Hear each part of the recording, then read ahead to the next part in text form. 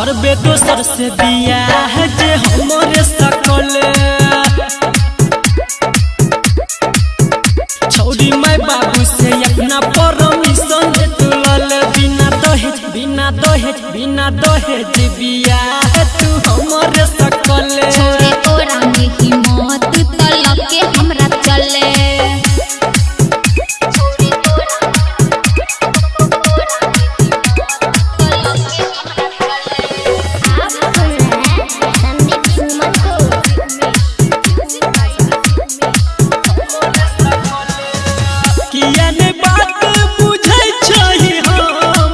दुश्मन के माने चला भर अरे लगले न मान छियो जे हमरा विश्वास न होय छो तोरा सब करे खातिर हमर शादी रे घर में ने होय छे सुने कोई राजी रे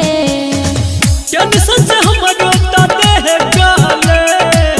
टेंशन से हमर रोता देह गाले बुझे छो हम करबे दोसर से बियाह जे हमरे सकले गे छोड़ी माय बाबू से अपना परमिशन दे तुलल बिना दहेज बियाह तू हमरे सकले तोरा में हिम्मत तलक के हमरा चले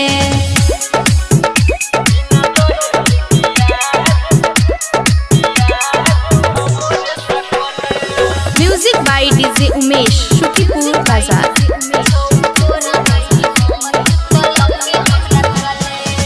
गोर हाथ पकड़ के कहू ना मनाब हमरा तू रानी के दुल्हा बनाब अरे हमरो तो तेहने मन होइयो गे तू झूठ बजे छै राइटर बीकेसी सुनील के दब के साज अरे अच्छा देवो में संदीप सुमन तोरा माज अरे की आगे आरती के समझे तुझे भले आरती के समझे तुझे भले ये सुन करबे दोसर से बियाह जे हमरे सकले छोड़ी माय बाबू से अपना परमिशन तुलल बिना दहेज बियाह तू हमरे सकले तोरा में हिम्मत तलक के हमरा चले चल अखनिए भाग अपना दुनिया।